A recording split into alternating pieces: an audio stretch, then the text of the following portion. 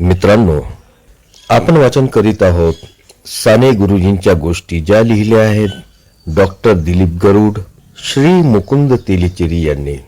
आतापर्यंत आपण 3 भागांचे वाचन केले आहेत. आज सुरू करूया 4थ्या भागाचे वाचन. महामहोपाध्याय दत्तो वामन पोद्दार यांची वाणी खरी ठरली. साने गुरुजी पुढे मोठे लेखक झाले, पण ते स्वतःला लेखक समजत नसत, तसा तोराही मिरवत नसत. साने गुरुजी महाविद्यालयात विद्यार्थी म्हणून शिकत असताना पोतदार सरांनी त्यांच्याबद्दल मत नोंदवले होते. नवयुगच्या साने गुरुजी विशेषांकात ते म्हणतात, विद्यार्थी दशेतील साने याची मूर्ती माझ्या डोळ्यासमोरून जातच नाही. घरी धुतलेला एक पांढरा सदरा, पांढरी टोपी, धोतर आणि साधा पोशाख, अशी त्याची करुण, शांत, निष्पाप, साधी हसरी मूर्ती होती. गडबड मचमच नाही. एका कोपऱ्यात शांतपणे बसून व्याख्याने श्रवण करणारा अश्राप पांडुरंग सदानंद साने अजून माझ्या डोळ्यापुढून हलत नाही. असे हे साने गुरुजी महात्मा गांधींना स्वातंत्र्य सूर्य मानत. त्यांची गांधीजींच्यावर अपार निष्ठा होती, श्रद्धा होती. गांधीजींनी असहकारितेची चळवळ सुरू केली. गुरुजी तेव्हा महाविद्यालयात शिक्षण घेत होते. त्यांनी प्रत्यक्ष चळवळीत भाग घेतला नाही, पण गांधीजींच्या खादी वापरा या व्रताचा स्वीकार केला. गुरुजी खादीचे कपडे वापरू लागले. ते गांधी भक्त झाले, खादीधारी झाले. ते 1921 चे वर्ष होते. गुरुजींचा एक नातेवाईक त्याच सुमारास पुण्यात आला होता. त्या दोघांना कामानिमित्त कुठेतरी जायचे होते, पण गुरुजींच्या अंगावर खादीचे कपडे होते. तो ती जाळी भरडी खादी पाहून म्हणाला, मला तुझ्याबरोबर यायला लाज वाटते. गुरुजींना त्याचे हे उत्तर आवडले नाही. गांधीजींची खादीची हाक गुरुजींच्या मनाला भिडली होती. ते राष्ट्रीय पुण्य कर्म आहे असे त्यांचे मत होते. त्यातूनच स्वातंत्र्य सूर्य उगवेल अशी त्यांची आशा होती. तेव्हा त्या नातेवाईकाचे उत्तर ऐकून गुरुजींना संताप आला. ते ताळकन त्या नातेवाईकाला म्हणाले, तुझ्यासारख्या पंचरंगी पोपटा बरोबर यायला मलाही लाज वाटते. असे होते साने गुरुजी, स्वाभिमानी, देशभक्त, गांधी भक्त, खादी भक्त. साने गुरुजी पदवीधर झाले ते 1922 साल होते. आता त्यांना त्यांच्याच SP कॉलेज मधून फेलोशिप मिळाली होती. त्याच काळात डॉक्टर श्रीधर व्यंकटेश केतकर यांनी ज्ञानकोशाचा यज्ञ मांडला होता. त्याचा पहिला खंड हिंदुस्तान आणि जग हा प्रकाशित झाला होता. या विषयाकडे लोकांचे लक्ष वेधून घेण्यासाठी त्यांनी त्याच विषयावर एक परीक्षा ठेवली होती. परीक्षेत पहिल्या क्रमांकाने पास होणाऱ्या विद्यार्थ्यास 150 रुपयाचे बक्षीस ठेवले होते. गुरुजींनी या परीक्षेला बसायचे ठरविले. बक्षीस मिळवणे यापेक्षा त्या निमित्ताने वाचन होईल हा त्यांचा उद्देश होता. या परीक्षेत गुरुजींना आणि दापोलीच्या श्री आधारकर यांना बक्षीस विभागून मिळाले. गुरुजी जेव्हा हे बक्षीस आणायला ज्ञानकोशाच्या कचेरीत गेले, तेव्हा तेथे त्यांची केतकरांशी गाठ पडली. केतकरांनी गुरुजींची चौकशी केली आणि ज्ञानकोशाचे ग्राहक बनवण्यासाठी तुम्ही प्रचारक व्हा असे सुचवले. तेव्हा गुरुजी म्हणाले, मी हा असा मूर्ख दुर्बळ, मी कसा प्रचार करणार? त्यावर केतकर म्हणाले, मी सुद्धा पूर्वी तुमच्यासारखाच मूर्ख दुर्बळ होतो, परंतु अमेरिकेत गेलो, हिंडलो आणि बडबड्या झालो. पुढे गुरुजी ज्ञानकोशाचे प्रचारक बनले नाहीत, पण मिळालेल्या 75 रुपयाच्या बक्षिसात त्यांनी स्वतःचेच 25 रुपये घेतले आणि गुरुजी स्वतः ज्ञानकोशाचे ग्राहक झाले. आर्थिक परिस्थिती बेताचीच असतानाही केवळ ज्ञानकोशाचे महत्व माहीत असल्यामुळे ते त्याचे ग्राहक बनले. कारण गुरुजी चांगले रसिक वाचक होते. विविध ग्रंथ वाचून ज्ञान मिळवणे हा त्यांचा जीवन धर्म होता. सन 1923 साली साने गुरुजी अमळनेरच्या तत्वज्ञान मंदिरात एक विद्यार्थी म्हणून दाखल झाले. वर्षभर ते तिथे होते, पण तेथील वातावरण त्यांना मानवले नाही. तेथे भेदाभेद पाळला जात असे. त्याच काळात गुरुजी MA चा अभ्यास करीत होते. 1924 साली ते MA पास झाले आणि अमळनेरच्या प्रताप हायस्कूलमध्ये शिक्षक म्हणून दाखल झाले. पुढच्याच वर्षी त्यांच्याकडे छात्रालयाची जबाबदारी आली. छात्रालयातील मुलांना पहाटे लवकर उठवून प्रार्थनेला तयार करणे हे एक अवघड काम होते. पहाटे मुले अंथरुणात गुरफटून झोपलेली असायची. ती त्यांची साखर झोपेची वेळ. अशा वेळी त्यांना उठवण्यासाठी बिगुल वाजवला जाई. पण मुले उठत नसत, खोटी नाटी कारणे सांगत त्यांना तेथील शिस्त नकोशी झाली होती. अशा वेळी गुरुजींमधील माऊली जागी होत असे. गुरुजी त्यांना आईच्या मायेने समजावून सांगत, हलकेच त्यांच्या अंगावरचे पांघरून काढून पाठीवरून प्रेमाने हात फिरवत. कधी कधी ते मुलांना जागिये रघुनाथ कुंवरपंछी बन बोले गाऊन, तर कधी घनश्याम सुंदरा श्रीधरा अरुणोदय झाला ही भूपाळी म्हणून जागे करीत. कधी मुलांची गंमत करून, कधी विनोद करून हसत हसत त्यांना उठवत. हे काम करताना ते मुलांची माय माऊली होऊन जात. हे अवघड काम गुरुजी प्रेमाने करीत, कारण त्यांना मुलांचे मानसशास्त्र समजले होते. एवढेच करून गुरुजी थांबत नसत, तर प्रार्थना मंदिरात मुले जमण्यापूर्वी फुले आणून ठेवत, सुवासिक उदबत्त्या लावून ठेवत. सर्व मुले प्रार्थनेला जमली की कोलारकर सर सुरेल आवाजात प्रार्थना म्हणत, गीत भजने म्हणत. मुले तन्मय होऊन ऐकत. त्यांचे मन प्रसन्न होई, आनंदी होई. आळस कुठल्या कुठे पळून जाई आणि सारा दिवस आनंदात, उत्साहात, मजेत जाई. या साऱ्या आनंदाचा स्रोत साने गुरुजी असत. छात्रालयातील मुले ही खानदेशातील वेगवेगळ्या खेळातून आलेली होती. त्यातील काही गरीब घरची होती, तर काही श्रीमंताची लाळावलेली मुले होती. त्यांना विविध प्रकारच्या सवयी होत्या. या सवयी घालवून चांगल्या सवयी लावणे आवश्यक होते. साने गुरुजींनी हे आव्हान स्वीकारले, अर्थात आईच्या ममतेने. ही मुले अस्वच्छ राहत, गबाळपणात दिवस घालवत. परंतु गुरुजींनी त्यांना कोरडा उपदेश केला नाही, तर प्रत्यक्ष कृती केली.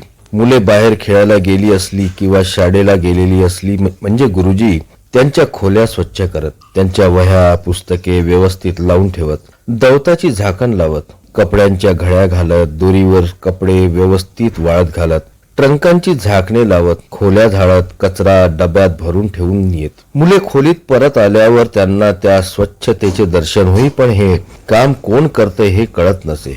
मग मुलांनी शोध लावला, चौकशी केली. तेव्हा त्यांना समजले की हे काम साने गुरुजी करतात. हे समजतात मुलांना फार वाईट वाटले. काहींना वाटले गुरुजी आपणाला लाजवण्यासाठी ही सारी कामे करतात. म्हणून मग एकदा काही मुले गुरुजींना भेटायला त्यांच्या खोलीत गेली. मुलांचे चेहरे पडलेले होते, रडवेले झाले होते.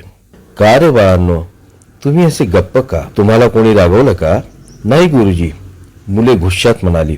मग तुम्ही बोलत का नाहीत? गोखले सरांनी मारलं का तुम्हाला? नाही गुरुजी, आम्हाला कोणी मारलं नाही. अजूनही मुले रागातच होती. अरे मग तुम्ही बोलत का नाही? तुम्ही बोलल्याशिवाय मला कारण कसं कळणार? गुरुजी, तुम्ही आमच्या खोल्या का झाडता? एका मुलाने फुरगटून प्रश्न विचारला. तेवढ्यात दुसरा म्हणाला, आमच्या खोल्या झाडून तुम्ही आम्हाला लाजवता? यावर गुरुजी म्हणाले, नाही रे बाळांनो, मी कशाला तुम्हाला लाजवेन? आई का मुलांना लाजवण्यासाठी त्यांचे सगळे काम करते? गुरुजींचे हे बोल ऐकून मुले गप्प बसली. गुरुजी पुढे मुले काय बोलणार? मग गुरुजीच म्हणाले, गेला ना तुमचा राग, आता हसा बघू. तुम्ही हसलात म्हणजे मला बरं वाटते. गुरुजींच्या या बोलण्यावर मुले हसत हसतच त्यांच्या खोलीतून बाहेर पडली. छात्रालयात निघून गेली. उड्या मारत आनंदाने निघून गेली. त्यांचा राग कुठल्या कुठे पडून गेला. अशी अनोखी जादू गुरुजींकडे होती. गुरुजी मुलांचे जादूगर होते. छात्रालयामध्ये यशवंत पवार नावाचा एक विद्यार्थी होता. तो जहागीरदाराचा बेटा होता. खानदेशातील वाघाडी हे त्याचे गाव. तेथे अमळनेरला येण्यापूर्वी तो बडोद्याला शिकायला होता. तेथे तो घोडागाडीतून शाळेला जात असे. भारी भारी किमतीचे कपडे वापरायचा. छात्रालयात आला तेव्हाही चैनीच्या वस्तूंनी भरलेल्या ट्रंका घेऊनच आला होता. तो ऐशो आरामात राहायचा, दुसऱ्यांना कामे सांगायचा. एकदा त्याची खोली झाडण्याची पाळी होती, पण त्याने खोली झाडलीच नाही, केर काढला नाही. त्याच्या श्रीमंतीचा गर्व त्याला काम करू देईना. त्याला झाडण्याचे काम हलके वाटू लागले, तुच्छ वाटू लागले. मग त्याचा गर्व घालवण्यासाठी साने गुरुजींनी स्वतः हाती झाडू घेतला, खोली स्वच्छ केली. न बोलता कर्माचे महत्व कृतीतून पटवून दिले. गुरुजी झाडायला लागल्यावर मात्र तो शरमला, वरमला. मग मात्र यशवंत स्वतः उठला आणि खोली झाडू लागला. गुरुजी स्वतः पुस्तकातील पाठ शिकवत नव्हते, पुस्तकी अभ्यासक्रम पूर्ण करीत नव्हते, तर ते जीवनाचे शिक्षण देत होते, जीवनाची जळणघडण करीत होते. याच यशवंत पवाराला घरून डबे भरभरून खाऊ यायचा. मग तो एकटा खायचा, कोणाला द्यायचा नाही. सर्वात बसून खावे, देव घेव करून खावे, देण्यातला आनंद चाखावा हे त्याच्या गावीही नव्हते. यशवंतच्या ह्या वृत्तीत बदल घडवून आणण्यासाठी गुरुजींनी एक युक्ती केली. एकदा एक मुलगा नुकताच गावाहून आला होता. त्याच्याजवळ घरून आणलेला जेवणाचा डबा होता. गुरुजींनी त्याला बोलावले, डबा उघडायला लावला. मग गुरुजींनी त्या इतर मुलांना डबा खायला बोलावले. गुरुजी म्हणाले, अरे यशवंतलाही बोलवा रे. मग यशवंतही आला. एकत्र बसून सर्वजण डबा खाऊ लागले. एकत्र बसून खाण्यातला आनंद यशवंतला समजला. मग यशवंतही म्हणाला, गुरुजी माझ्याकडचे लाडू आणू? गुरुजी आण म्हणाले. ते लाडू सर्वांनी मिळून खाल्ले. अशा प्रकारे गुरुजींनी यशवंतात बदल घडवून आणला. त्याला सहजीवनाचे शिक्षण मिळाले. हे शिक्षण देणारे साने गुरुजी होते. अमळनेरच्या छात्रालयामध्ये तडवी नावाचा एक मुलगा होता. तो श्रीमंताचाच मुलगा होता. सातपुड्याच्या पायथ्याशी त्याचे गाव होते. छात्रालयात राहून साने गुरुजींच्या शिकवणुकीचा त्याच्यावर फार परिणाम झाला होता. तो गुरुजींना फार मानत होता. मधल्या सुट्टीमध्ये मुले गुरुजींच्याच खोलीत असत. एकदा असेच गुरुजी शेजारच्या विहिरीवर धोतर धुवायला गेले होते. मुले गुरुजींच्या खोलीत होती. तिथे गुरुजींचे लिहायचे एक लाकडी डेस्क होते. बसायला ते मृगाजीन घेत. मात्र हे मृगाजीन जीर्ण झाले होते. त्याला छिद्रे पडली होती. त्यावरील केसही विरळ झाले होते. हे जीर्ण मृगाजीन पाहून तडवीने काहीतरी मनाशी ठरविले. दिवाळीच्या सुट्टीत मुले आपापल्या गावी गेली. तडवीही सातपुड्याला आपल्या गावी आला. एके दिवशी घोड्यावर बसून तो जंगलात गेला. बरोबर त्याने बंदूक घेतली होती. त्या जंगलात त्याने शिकार केली. एक निरागस चरणारा काळवीट त्याने टिपला. सुट्टीवरून आल्यावर त्याने त्या काळविटाचे मृगाजीन गुरुजींना दिले. आता गुरुजींना फार आनंद होईल असे त्याला वाटले. ते शाबासकीही देतील, कौतुक करतील असे त्याला वाटले. परंतु जेव्हा गुरुजींना समजले की तडवीने चरणाऱ्या हरणाला मारून मृगाजीन आणले, तेव्हा गुरुजी फार दुःखी झाले आणि म्हणाले, तडवी माझ्याकरिता हा स्वच्छंदी आनंदी प्राण्याला तू ठार केलेस. किती वर्षाचा होता तो, किती आनंदाने खेळत असेल. आतापर्यंत कोणालाही त्याचा उपसर्ग नव्हता ना, का मारलेस त्याला? हरणे म्हणजे आमच्या ऋषिकालीन संस्कृतीची स्मृती. खावे प्यावे उड्या माराव्यात, परंतु त्रास नाही होऊ दे कोणाला. किती मऊ त्याचे अंग, रेशमासारखे केस, खळबळीतपणा जणू नाहीच कशात. जवळ घ्यावे येते धावत. खाते झाडपाला आणि कोवे गवत. माणसाच्या माणुसकीवरच त्याचा सारा विश्वास. रंग जशी वैराग्याची ध्वजाच. फार फार प्रसन्न हा प्राणी. कोवळे कोवळे गवत खाता खाता वाढतो, मोठा होतो, खेळतो, बागडतो, वृद्ध होतो. नंतर मरण आले तरच त्याचे मृगजीन घ्यावे, त्यासारखे व्हावे हीच त्याची दृष्टी असते. आणि तू माझ्याकरिता एका निरपराधी आनंदी प्राण्याला ठार केलेस. गुरुजीचे हे बोल ऐकून तडवीने खाली केलेली मान पुन्हा वर केली नाही. त्याच्याही डोळ्यात अश्रू जमा झाले होते. तडवी रडत होता. त्याला केल्या कर्माचा पश्चाताप होत होता. रडता रडता तो म्हणाला, गुरुजी यापुढे नाही मारणार मी हरिण. गुरुजी तडवीला अहिंसा धर्म शिकवत होते. तर मित्रांनो, आजचे वाचन आपण इथेच थांबवूया. भेटूया पुढील भागात. जर आपणास माझी वाचन शैली, माझा हा उपक्रम आवडला असेल तर कृपया चॅनलला लाईक करा, सबस्क्राईब करा आणि शेअर करायला विसरू नका.